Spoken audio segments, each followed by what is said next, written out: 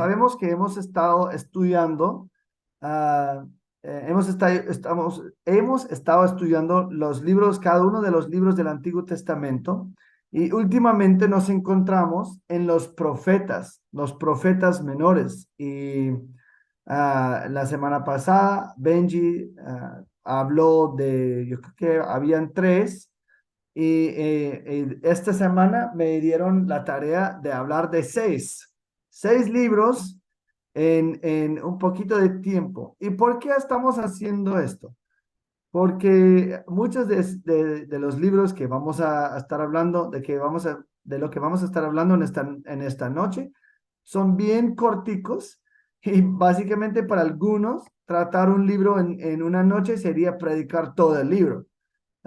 Entonces, vale la pena como combinar, pero también, pues siendo honesto, muchas veces el mensaje de los profetas menores es muy similar. Sí, está hablando con personas diferentes, pero básicamente me gusta resumir los profetas menores así. Están muy mal, están muy, muy mal, y el Señor, quien es perfecto y santo y perfecto, te va a juzgar fuertemente, sumamente fuerte, si tú no te arrepientes. Pero si se arrepienten, aún con el juicio, hay esperanza y el Señor sigue siendo misericordioso y bueno, incluso en el juicio. Y hay muchas personas, pues, pie página, que dicen que a mí no me gusta o yo no creo en el Antiguo Testamento. ¿Por qué? Porque a mí me parece antipático Dios. ¿Por qué? Porque hay mucho juicio y hay muchos libros como vamos a ver esta noche, que hablan muy fuerte de la ira de Dios, del juicio de Dios, y mucha gente, pues básicamente dicen, a mí no me gusta pensar en un Dios así. Pues olvida el hecho que Dios es así, pero a ellos no les gusta porque realmente quieren crear un Dios en su propia imagen que solamente es como ellos aceptan. Es decir, si Dios es algo que a mí no me gusta, porque yo soy Dios en mi propio corazón, yo rechazo tal cosa. Y eso es un peligro porque la gente dice que ustedes han escuchado de pronto, el Dios del Antiguo Testamento parece un Dios diferente que en el Nuevo Testamento. En el Antiguo Testamento hay mucho juicio, hay mucha ira, pero en el Nuevo Testamento Jesús es muy amable, muy amoroso, y que yo creo más en el Nuevo Testamento. Pues déjame decirles algo clave. Si hay una Trinidad, Jesús mismo es quien está proclamando juicio sobre esas personas. Jesús estaba ahí en la destrucción de Sodoma y Gomorra. ¿Por qué? Porque es la Trinidad. Y mira, si ustedes piensan que el Dios del Nuevo Testamento es tipo antipático, digamos, no debes leer el libro de Apocalipsis, porque si ustedes creen que lo que pasa con Asiria o con Jerusalén o Israel o Judá, si ustedes creen que eso es malo, lee Apocalipsis y ver que Jesús mismo va a ser en el futuro. Es importante pensar que es el mismo Dios. No es como un Dios antipático en el Antiguo Testamento, un Dios amoroso en el Nuevo Testamento. No, aun cuando leemos los profetas menores, vemos un Dios que es santo, santo, santo, pero también tiene tanta misericordia. Y entonces, con eso como algo de tener en mente, vamos a estar leyendo o vamos a estar hablando en esta noche de los libros de Joel, de Abdías, de Miqueas, de Nahum, de Habacuc y últimamente de Sofonías. Entonces, yo sé que muchos de esos libros de pronto no saben nada de eso, no conocen en absoluto, pero vamos a estar hablando de esos y porque hay seis, no vamos a poder pasar tanto tiempo con cada uno, pero un resumen, ¿no? Pero vamos a comenzar principalmente con el libro de Joel. Y el tema, el propósito, digamos, más que todo, el tema principal del libro de Joel es el día de Jehová. Y es importante que varios libros de la Biblia hablan del día de Jehová, pero Joel lo trata en una manera detallada y no se refiere a un día específico, sino un periodo general de juicio y destrucción para los enemigos de Dios. Eso no siempre refiere a un evento escatológico, pero a veces, por ejemplo, como en Ezequiel, se refiere a un cumplimiento cercano, por ejemplo, en la destrucción de Jerusalén a través de Babilonia. Pero en este caso de Joel, o en el caso que el día del Señor no está hablando de algo escatológico, normalmente es decir, el cumplimiento cercano es apuntando o es como un anticipo del juicio que va a venir en el futuro. Es como una ilustración de lo que es por venir. Es un día, el día del Señor, es un día de juicio para pecadores que después les lleva o después termina con bendiciones para los justos y una reafirmación del pacto de Dios con su pueblo. Entonces, el autor de ese libro es Joel. La fecha no se sabe, está debatido y realmente no sabemos casi nada de Joel, el autor, solo que se llama Joel. El contexto de Joel es lo siguiente. Había sido frecuentes invasiones militares. Y después de esas invasiones militares, había una invasión horrible de langostas que había destruido absolutamente todo en la tierra y que había traído destrucción económica, especialmente en el reino del sur. Y Joel, entonces, al momento de escribir Joel, están pues en medio de este caos, de esa plaga de langostas. Una invasión de saltamontes que destruyen todo, como pasó en el Éxodo, la plaga de langostas. Entonces, Joel está aprovechando esa tragedia para describir el juicio de Dios en el día del Señor. La idea es esta. Si ustedes piensan que este fue malo, si esta plaga fue malo, considera que cómo será el juicio final de Dios. Y Joel les llama a arrepentirse para evitar tal destino. Y la segunda mitad de Joel habla de momentos justo antes y justo después del día del Señor y las promesas de esperanza que acompaña el día del Señor. Es decir, el Espíritu estará derramado en toda la carne, con un tiempo de profecías, sueños y visiones, por ejemplo, en capítulo 2, 28 a 32. También la venida de Elías ofreciendo esperanza y restauración. El propósito de Joel es un libro muy chiquito de solo 3 capítulos. El propósito es describir el día del Señor y el juicio divino vendrá sobre Judá y las naciones en el día de Jehová. Este libro provee el tratamiento más sostenido de este día en todo el Antiguo Testamento. ¿Qué es el bosquejo? El bosquejo es capítulo 1, es el día de Jehová experimentado, histórico. Es decir, en capítulo 1 es el día del Señor experimentado y entonces es algo histórico. Y en el primer capítulo de Joel está hablando de un evento real, con la plaga de langostas, con un llamamiento a arrepentirse. Capítulo 2 es, 2:1 a 17, es el día del Señor ilustrado. Es decir, es una transición. Y lo que pasa aquí en capítulo 2, el profeta está prediciendo algo más allá que la plaga de langostas, con una énfasis en arrepentimiento verdadero.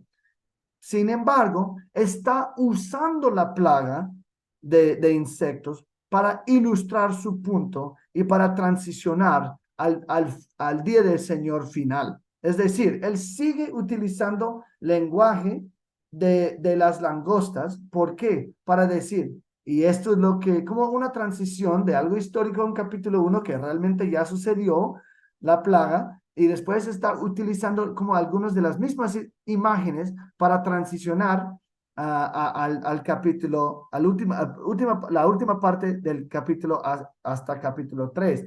Y desde 2:18 a 3:21 es el día del Señor descrito, y sí, descrito, está hablando escatológicamente.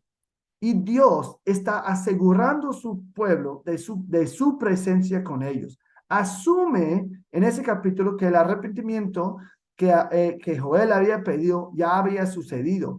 Y Dios entonces da tres promesas para asegurar los arrepentidos de su presencia. Dice, ustedes tendrán restauración material en la sanación de la tierra. Número 2, va a ser o será una restauración espiritual en el derramamiento del Espíritu Santo. Y últimamente había una restauración nacional a través del juicio divino en los impíos. Hay realmente algunos pasajes claves. Capítulo 2, 13 a 14 es un pasaje clave. Dice, rasgad vuestro corazón y no vuestros vestidos, y convertíos a Jehová vuestro Dios, porque misericordioso es. ¿Quién sabe si volverá y se arrepentirá y dejará bendición? Lo que está diciendo Joel es que está pidiendo un arrepentimiento verdadero, interno, y no solamente expresiones externas de tristeza, que muchas veces, incluso en IBCC, eso pasa. Hoy no estoy tan angustiado por mi pecado y comienzo a mostrar como un cierto remordimiento externo, pero realmente el corazón no ha cambiado nada. Están lamentando las consecuencias de lo que ha pasado. Eso es un llamamiento de arrepentirse. ¿Por qué? Porque el carácter de Dios es tal que si no te arrepientes, estarán completamente o serán completamente destruidos. Pero, número 2, si se arrepienten, Dios es misericordioso en lleno de gracia para perdonar. Entonces, sí, muchas veces hay ira y juicio y también hay misericordia.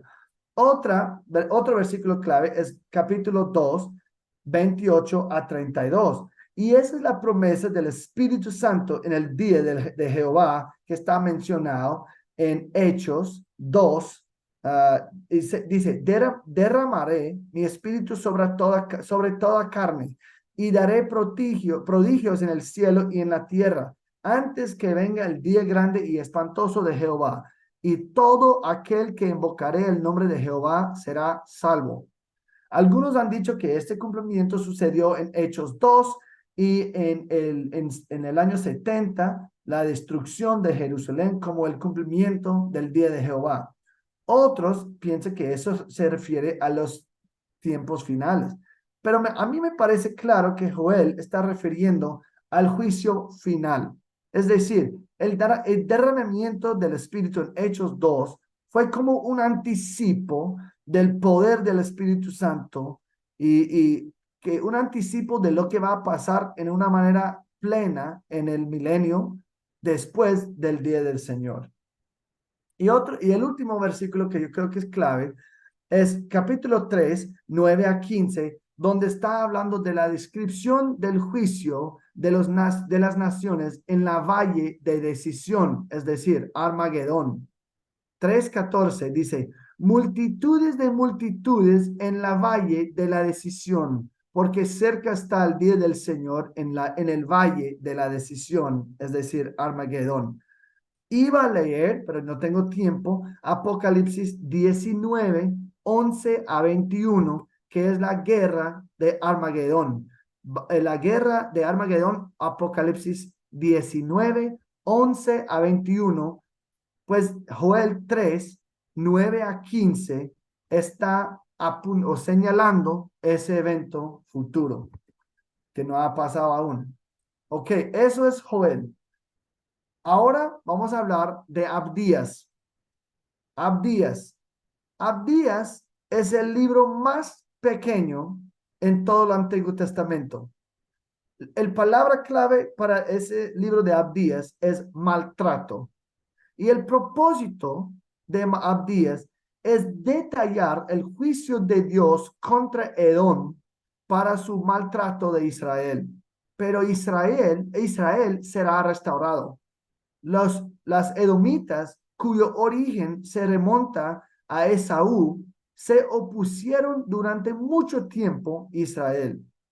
Y Abdías es uno de una muy pequeña cantidad, una muy poca cantidad de libros, incluyendo Nahum y Jonás, que estaban escritos no hacia el pueblo de Israel, sino una nación extranjera. Entonces, Abdías está escrito a la nación de Edom, no a Israel. Y el autor era Abdías, y él probablemente era un contemporáneo de Elías y Eliseo. Entonces, obviamente, no está como no es cronológicamente en orden. Espero que ustedes saben eso cuando están leyendo los profetas, que no están en orden secuencialmente, que a veces se complica un poquito. Pero el bosquejo de Abdías es en capítulo 1, 1 a 14, porque es solo un capítulo. 1 a 14 es juicio sobre Edom. Y realmente lo que vemos en ese libro es un estudio de caso de Génesis 12, 1 a 3, cuando está diciendo, voy a bendecir ellos que te bendicen y voy a maldecir ellos que te maldicen. Edom, los descendientes de Esaú, siempre eran enemigos de los descendientes de Jacob, el pueblo de Dios, los judíos. Versículo 10 dice, ¿por qué Edom va a estar castigado? Dice, por la violencia contra tu hermano Jacob, te cubrirá la vergüenza y serás cortado para siempre. En versículos 11 a 14, ¿qué más hicieron? Cuando Israel estaba siendo atacado, Edom realmente no hizo nada. Ellos pararon al lado y ellos no defendieron a Israel. Ellos más que todo regocijaron en su caída, saquearon la ciudad después de la destrucción e impidieron que los fugitivos escaparan. Entonces, no eran amigos de Israel. Y primero, cuando Israel intentó entrar la tierra prometida, las edomitas rehusaron dejarles pasar a través de su tierra en Números 20. Incluso participaron en el ataque de Nebuchadnezzar y Babilonia, que llevó, o que por fin terminó en la destrucción total de Jerusalén en el año 586. Aún, eso es interesante, aún Herodes el Grande, quien intentó matar a Jesús cuando estaba nacido y dijo, mata todos los bebés 2 años y menos. Él era idumita, él era como, eso es griego para un descendiente de las edomitas. Incluso Herodes el Grande era edomita y Satanás todavía estaba en contra de los descendientes de Jacob cuando intentó matar a Jesús en el Nuevo Testamento. Entonces, irónicamente, las edomitas se cayeron y estaban completamente destruidos en la caída de Jerusalén en el año 70 con los judíos y nunca han vuelto a ver. Petra, no sé si ustedes han escuchado de Petra, como la ciudad que estaba construido en la montaña, es algo muy chévere, y pueden ver las fotos. Eso fue la ciudad de Edom. Y entonces, eso ahora es una atracción turística, tan completo era su desaparición, justamente como Dios prometió. Capítulo 1, versículos 15 a 16, hay una transición. Esa es la segunda parte. La primera parte, juicio sobre Edom. Segunda parte, juicio sobre las naciones. Y entonces, esos versículos 15 y 16. El juicio de Dios contra Edom era un cumplimiento cercano de lo que pasaría a las naciones en el futuro lejano para las naciones que rechazan a Dios. Y la última parte es la restauración de Israel en versículos 17 a 21. Cuando las naciones están o serán juzgados en el día de Jehová, ellos también establecerá su reino milenial y va a restaurar Israel. ¿Qué lecciones claves podemos aprender de Abdías? En versículos 3 y 4 podemos aprender que el orgullo viene antes de la caída. Si alguien piensa que son seguros en su rebelión contra Dios, ellos no deben engañarse. Nadie es seguro de la ira de Dios. Ellos vivieron en las montañas, en hendiduras de las piedras, en Petra, por ejemplo. La única manera para entrar y salir de la ciudad era fácilmente defendido. Pero Dios, y habla mucho de que ustedes pensaban que eran seguros, ustedes pensaban que nadie podía alcanzarte, y mira, les voy a destruir completamente. ¿Para qué? Para mostrarles, ustedes, todo de tu seguridad temporal o terrenal es nada si Dios quiere juzgarte. Eso también aplica para hoy. Si alguien piensa que, no, pues yo puedo escapar al juicio de Dios por mi dinero, por mi influencia, por ser político, Dios está diciendo a través de Edom, no, no, no, no confíes en nada. Si yo quiero destruirte por tu pecado, lo voy a hacer sin problema. Porque ese como fortaleza de ellos era supuestamente invincible y no era. Entonces también vemos que lo que tú sembras, cosecharás. Gálatas 6 dice eso, pero también es lo que ha pasado. El versículo 15 dice, porque se acerca el día del Señor sobre todas las naciones. Como tú has hecho, te será hecho. Tus acciones recaerán sobre tu cabeza. Es decir, no vas a escapar las consecuencias de lo que tú haces. El día del Señor sería un día de gozo para Israel, pero para los enemigos de Dios será un día de justicia. Ahora el libro de Miqueas. La palabra clave para Miqueas es la injusticia. El propósito es describir la preocupación que Dios tiene sobre las injusticias sociales de Judá. Jehová es justo y juzgará a su pueblo injusto, pero el rey venidero cumplirá sus pactos con David y Abraham. Eso más o menos es el propósito de Miqueas. El autor es Miqueas y él está predicando en el sur, justamente en el momento que el reino al norte se cayó a Asiria. Y él hizo su ministerio al mismo tiempo que Isaías. Y él tenía un ministerio muy largo. Y el paralelo de Miqueas es el libro de Amós. Es decir, Miqueas profetizó contra las injusticias sociales de Judá y Amós profetizó contra las injusticias sociales de Israel. ¿Qué son los temas principales de Miqueas? Es un mensaje de juicio a un pueblo que persiste mal, especialmente en la área de justicia. Está muy fuerte, hay lenguaje muy fuerte en Miqueas acerca de ellos que están pecando, pero siempre también incluye momentos de misericordia, pero solamente después de despojar al orgullo y los mal deseos del lector. Las palabras de condenación siempre están seguidos o siempre siguen o las palabras de esperanza siempre siguen palabras de condenación.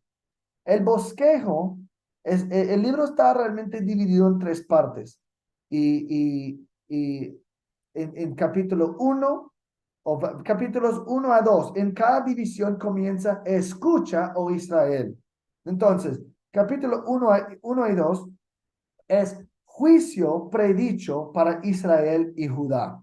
En esta parte está hablando completamente de los pecados del pueblo, es pura condenación hasta los dos versículos del capítulo 2. capítulo 3 a 5 es juicio sobre las naciones y restauración prometida. En esta parte está hablando del castigo de Dios que viene, especialmente de Babilonia, que en ese momento hubiera sido o hubiera parecido la posibilidad de muy remote que Babilonia iba a destruirles. Pero Miqueas profetizó eso y sucedió, obviamente.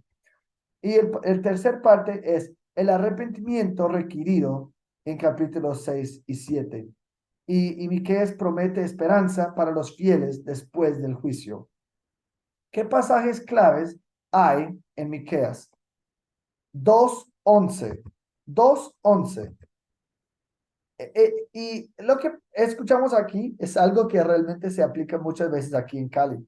El pueblo, en vez de escuchar a alguien predicando contra su pecado, ellos preferían tener a alguien que les hiciera cosquillas en los oídos, que les dijera lo que quieren oír y que apelara a sus codicias.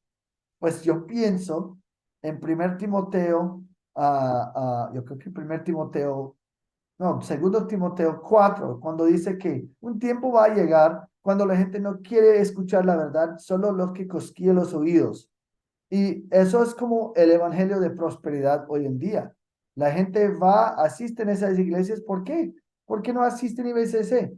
Porque la verdad no quieren escuchar la verdad. Ellos quieren escuchar algo que quieren escuchar. Y muchas veces ese es el caso. Y gloria a Dios si nos rescata y que muchos de nosotros ha rescatado de esas iglesias, pero los restos pues están contentos allí porque están escuchando lo que quieren escuchar. Capítulo 3, versículo 5, está hablando de falsos maestros, falsos como líderes, que pronuncian bendiciones y cosas buenas cuando están recibiendo mucho, pero predican como algo malo va a suceder cuando ellos no lo consiguen lo que quieren. Y muchas veces eso es lo que pasa otra vez en el Evangelio de Prosperidad.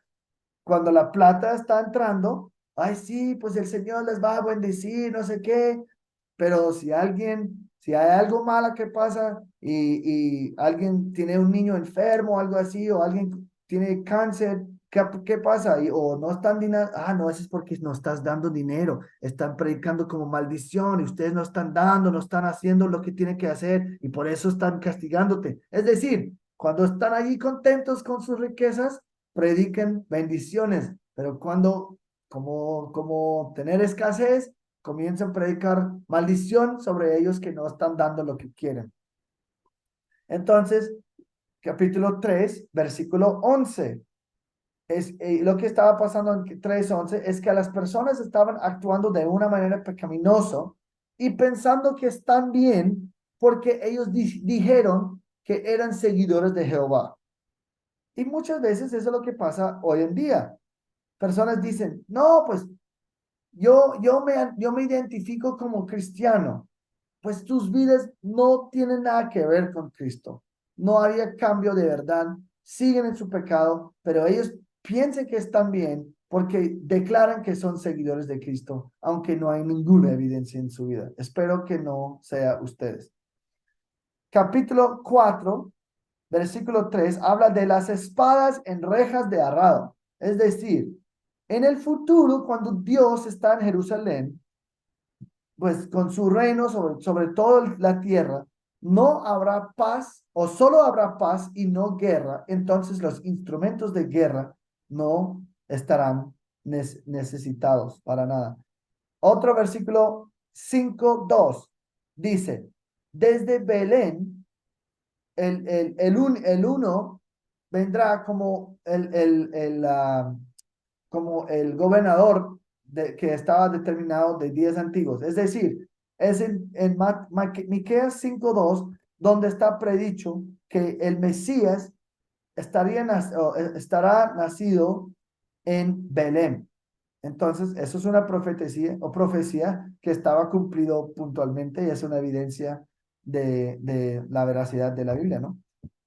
Y ese es un pasaje que predice eso.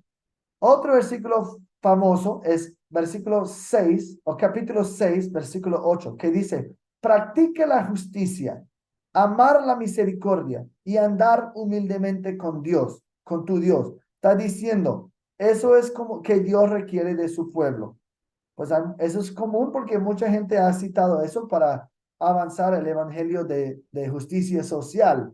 Como, no, mira, es que eso es lo que requiere de cristianos que pues ellos usan fuera de su contexto. Pero es importante decir, ¿qué quiere Dios? Que practicamos la justicia, que amamos la misericordia y que andamos humildemente con tu Dios. Y en capítulo 7, los 18 a 19, ese es el punto principal del libro. Dice, ¿qué Dios hay como tú, que perdona la iniquidad y pasa por alto la rebeldía del remanente de su heredad? No persistirá en su ira para siempre, porque se complace en la misericordia. Volverá a compadecerse de nosotros, eliminará nuestras iniquidades, sí arrojarás a las profundidades del mar todos nuestros pecados. Entonces, para ellos que dicen, el Antiguo Testamento es puro maldición, pura ira, pues esos dos versículos realmente dicen que no, el Señor está listo de perdonar y lavarnos de las iniquidades. Siempre, incluso en el juicio, hay declaraciones de mucha esperanza y mucha misericordia. Solamente Dios está obligado por su carácter castigar los que no se arrepienten y que son mal.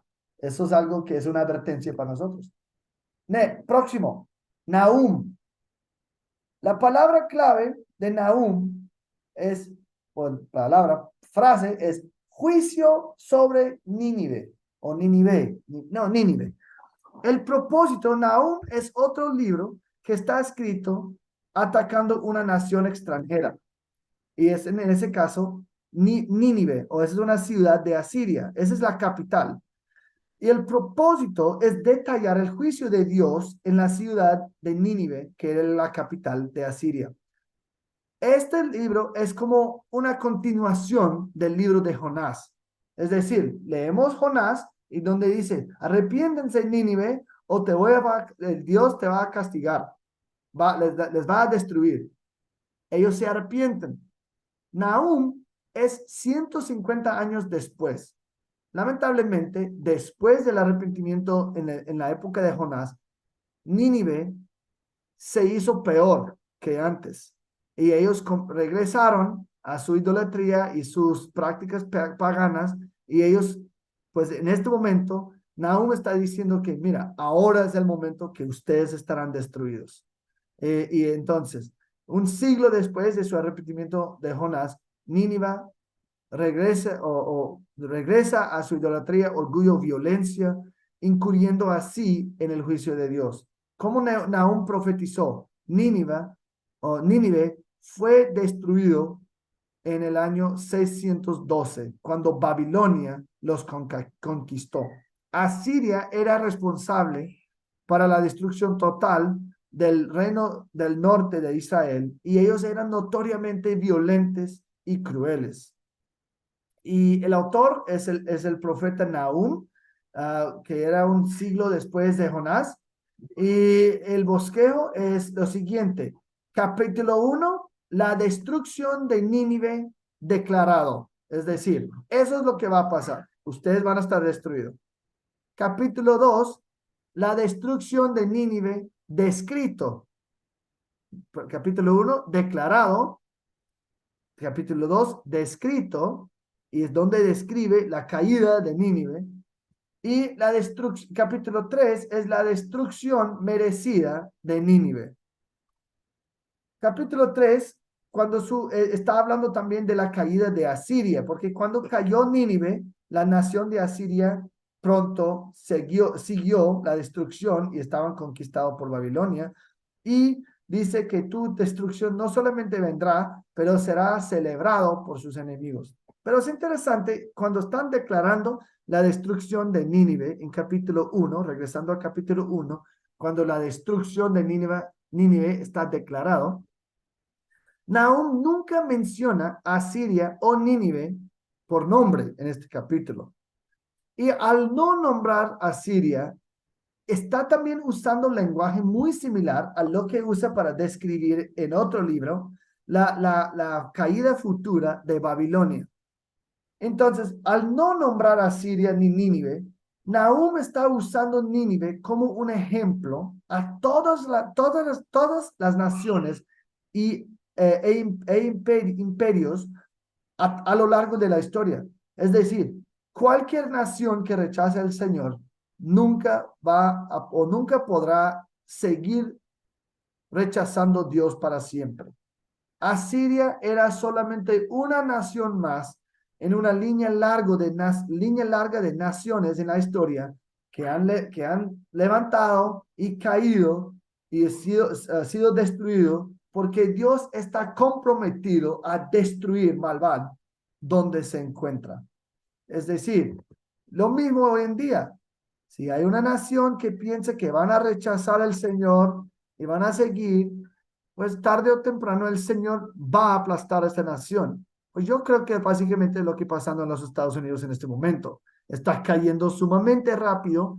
¿Por qué? Porque odian al Señor.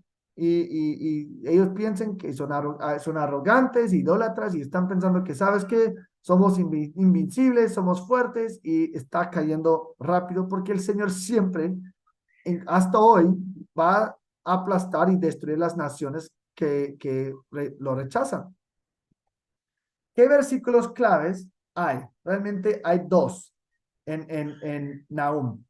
Capítulo 1, 2 a 3 dice lo siguiente, y yo creo que es interesante porque nos dice algo muy clave de Dios. Dice, Dios celoso y vengador es el Señor.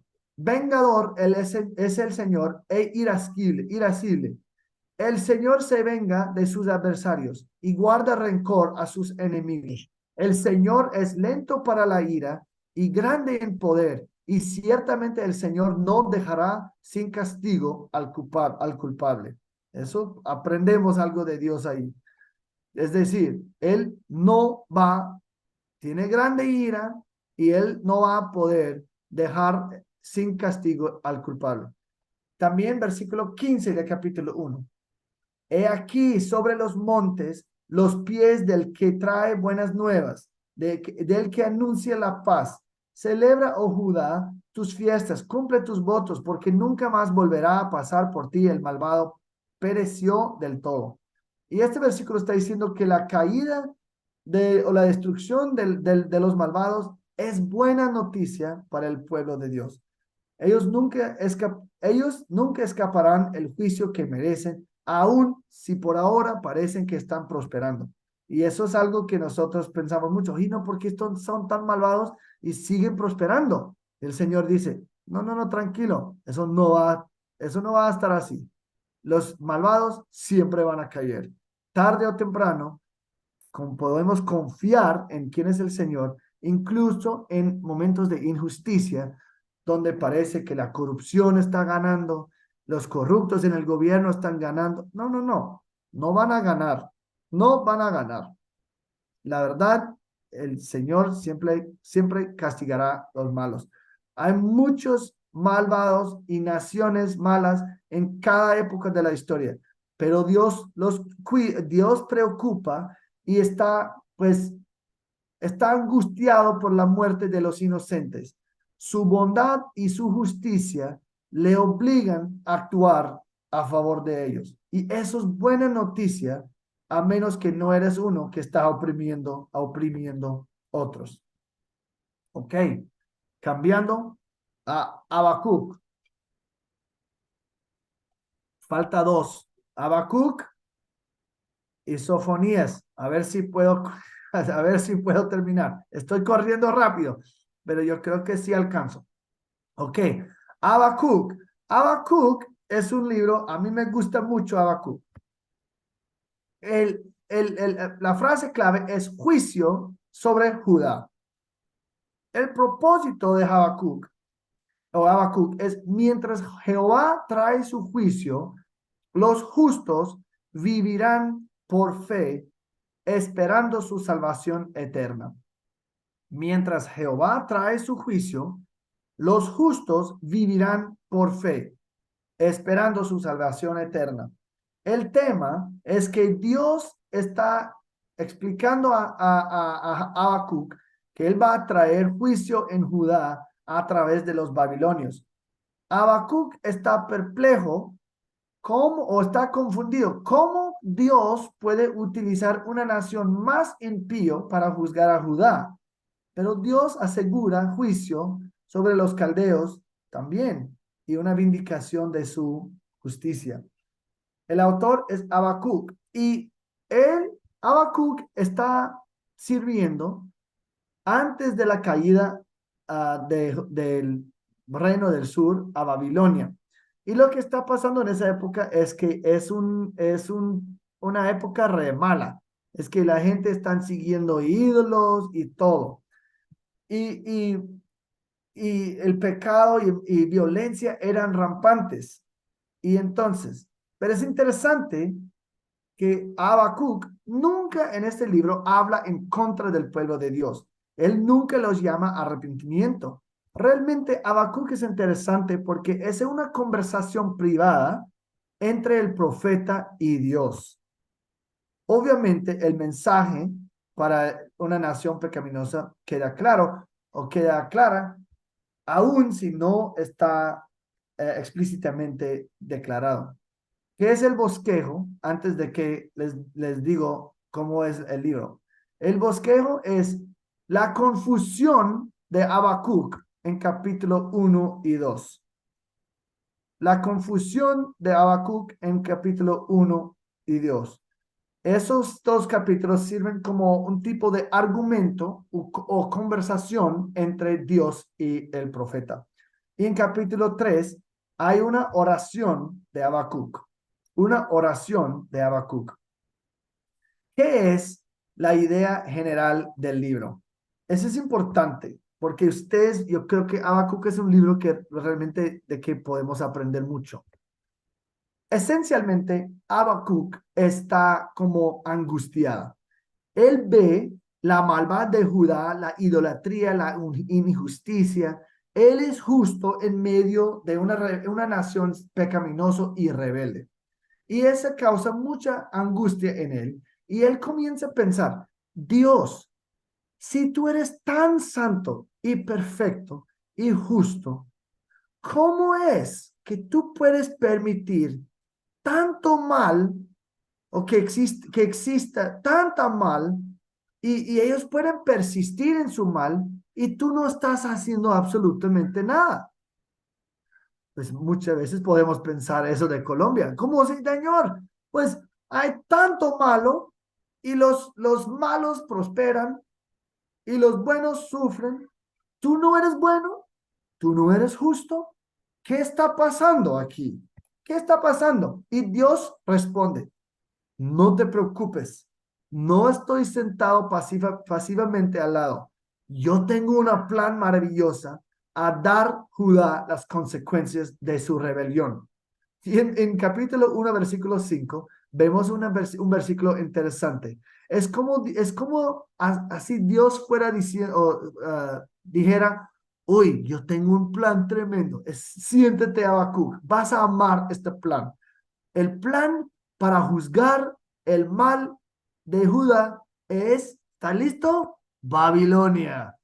Y en versículos 5 a 11, Dios comienza a hablar de Babilonia y su poder y su ferocidad, casi en una manera jactanciosa. Ellos son fuertes y destruyen todos sus enemigos y aplastan todo y destruyen y matan son violentos y fuertes y ta, ta, ta. Y Habacuc está como, ¿cómo así?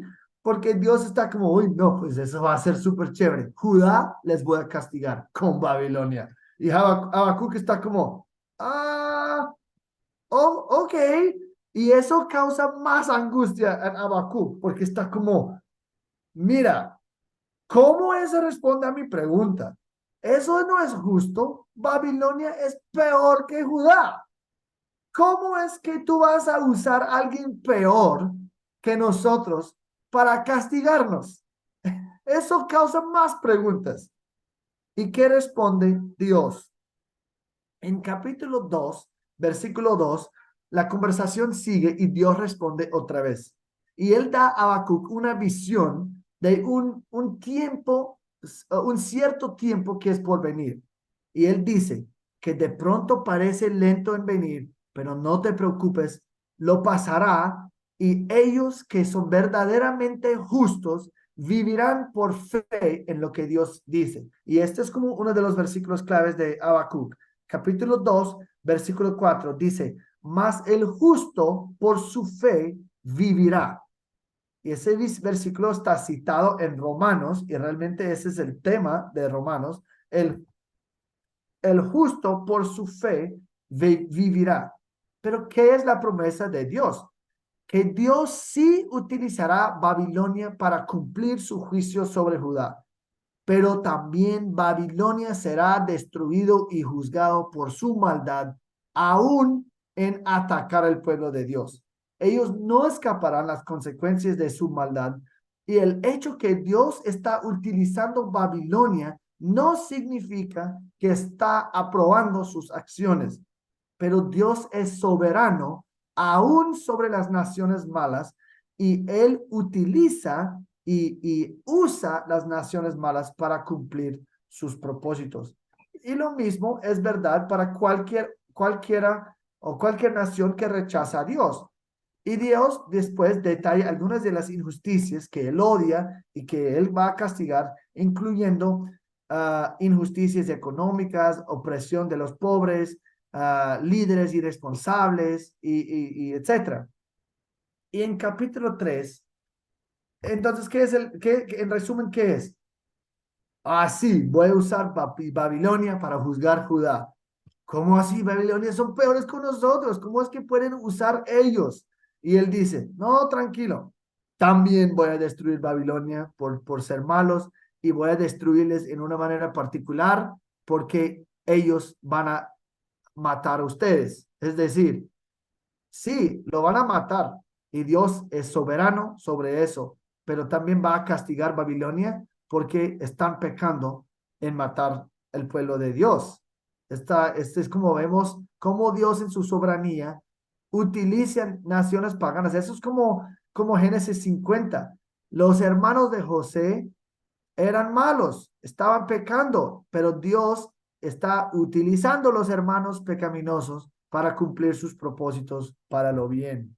Y versículo 3, 17 a 18, es una oración, de pronto de ustedes, algunos de ustedes han memorizado eso porque es una declaración muy linda y nosotros debemos estar orando también.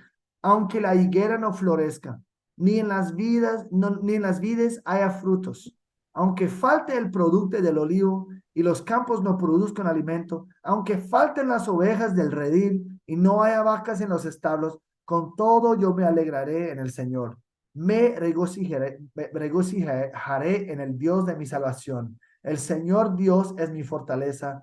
Él ha hecho mis pies como los de las siervas y por las alturas me hace caminar. Entonces vemos en Habacuc algo que nos afecta a todo. Aborda el tema, ¿qué hacemos que cuando Dios actúa en una manera que para nosotros no es entendible o no parece correcto? De pronto ustedes piensen en preguntas, ¿por qué Dios permite tanto mal en el mundo? ¿Por qué hay tantos malvados que parecen tener éxito y nunca enfrenten la justicia? Este libro es una exhortación para nosotros confiar en el plan de Dios, su poder, su justicia y vivir por fe, porque los justos vivirán por la fe, aun cuando no entendemos lo que el Señor está haciendo o por qué está haciendo. Entonces, realmente Habacuc es un libro muy lindo y yo creo que esa oración al final podemos orar mismo. Dios, si tengo plata, si no tengo plata, si tengo trabajo, si no tengo trabajo, si todo está mal en el mundo, si mi esposa tiene cáncer, y si no sé qué, todavía en ti regocijaré, porque tú eres confiable y tú eres mi salvación. Esa es una buena declaración. Y para terminar, el libro de Sofonías. Sofonías, el propósito es que un amor tibia resulta en juicio del Señor. Un amor tibio resulta en juicio del Señor. Y la palabra clave aquí, o la frase clave, es juicio global, y también habla del día de Jehová. Y el propósito de Sofonías es denunciar pecado en Judá y las naciones circundantes, anunciar juicio inminente que va a pasar a través del día de Jehová y profetizar de restauración futura.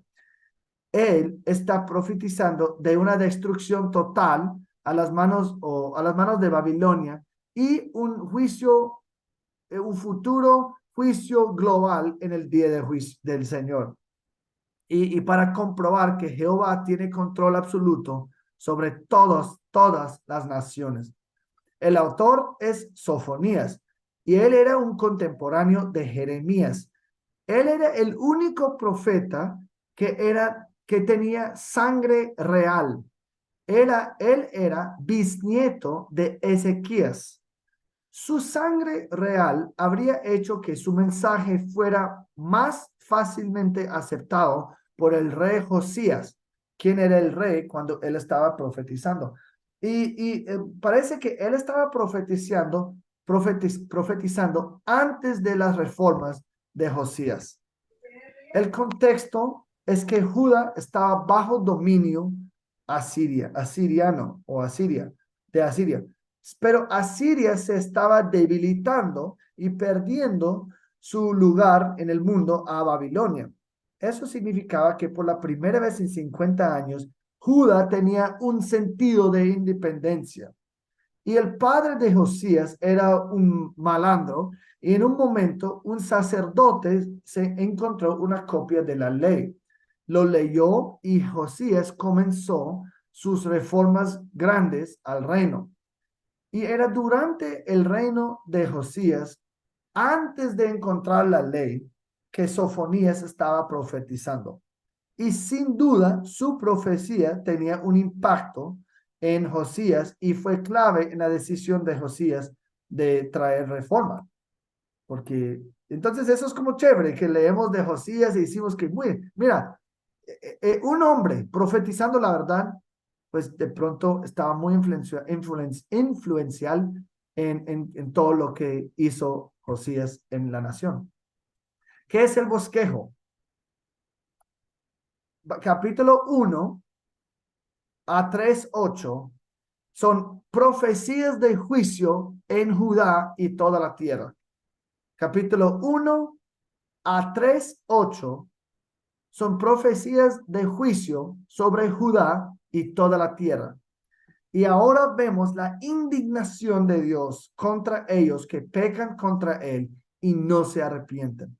Ellos no escaparán la ira de Dios. Otra vez, otra advertencia. Si ustedes piensan que van a pecar y pecar y pecar y van a escapar el juicio de Dios, piense de nuevo, nunca pasará. Segunda parte, comenzando en capítulo 3, versículo 9 hasta el final, son profecías de bendición para Judá y toda la tierra. Entonces, la primera parte, la mayoría, profecías de juicio sobre Judá y toda la tierra, pero termina con profecías de bendición para Judá y toda la tierra. Y después de una declaración de ira y juicio en 3:8, vemos una sorpresa en capítulo 3, versículo 9. Dios no está trayendo el fuego de juicio para destruir su pueblo, sino para purificarlos, para que ellos puedan adorarle mejor. Hay un remanente, y que Dios protegerá su remanente en y a través del día de Jehová. Y en capítulo 3:9, cuando el juicio termina, devolveré a mi pueblo disperso a su tierra, y les daré labios purificados. Pasajes claves de Sofonías. 1:2, capítulo 1, versículo 2. Destruiré por completo todas las cosas de sobre la faz de la tierra, dice Jehová. Pues eso es claro, pues lo que va a pasar. Capítulo 1, versículos 7 y 14 y a 18 hablan del día del Señor y el juicio. Y dice, cercano está el gran día del Señor, cercano y muy próximo. El clamor del día del Señor es amargo. Allí gritará el guerrero. Día de ira aquel día de congoja y de angustia, día de destrucción y desolación, día de tinieblas y densas sombras, día nublado y de densa oscuridad, día de trompeta y grito de guerra contra las ciudades fortificadas y contra los torreones de las esquinas. Traeré angustia sobre los hombres y andarán como ciegos porque han pecado contra el Señor. Esa es la razón. Su sangre será derramada como polvo y su carne como estiércol. Ni su plata ni su oro podrán librarlos en el día de la ira del Señor, cuando por el fuego de su celo toda la tierra sea consumida, porque él hará una destrucción total y terrible de todos los habitantes de la tierra. Y cuando pensamos en el día del Señor, podemos pensar, es el opuesto del día del hombre, cuando el hombre establece la agenda, cuando el hombre piensa que está en control, dirigiendo el espectáculo, por así decirlo. Entonces, en una manera visible, el día del Señor es cuando Dios será el reino y tomará las decisiones y castigará al hombre por tratar de dirigir. En ese día, el hombre ya no estaría él pensando que está encargado. Será súper obvio quién está manejando todo en ese momento. Y como dije antes en otro libro, el día del Señor, pues cercano, es normalmente cuando Dios juzga a su pueblo en una manera grande, pero histórico. Y normalmente es como un anticipo del día del Señor lejano, que es escatológico, cuando Dios viene y termina con absolutamente todo en el universo. Entonces, a pesar del lenguaje intenso de juicio y ira, vemos que hay amor, hay esperanza de amor y restauración en el libro. Aún la ira de Dios, porque es una ira que purifica, aún la ira de Dios, el propósito es hacer un mejor mundo, un mejor lugar para los hijos de Dios. La ira de Dios es destruir todos los malvados para que sus hijos puedan disfrutar todo con él sin estorbo. Entonces, sí, hay mucho juicio, hay mucho castigo, hay mucha ira, pero el Señor sigue siendo fiel, sigue siendo amoroso y sigue siendo misericordioso, incluso a través del juicio, que es un juicio que purifica. Y también podemos pensar en la disciplina del Señor. Él nos disciplina para purificarnos, para hacernos más adecuados ante de Él. Entonces, esos son los 6 libros. Yo cumplí y yo creo que falta 3 más y terminamos con el Antiguo Testamento, pero eso concluye la lección para esta noche.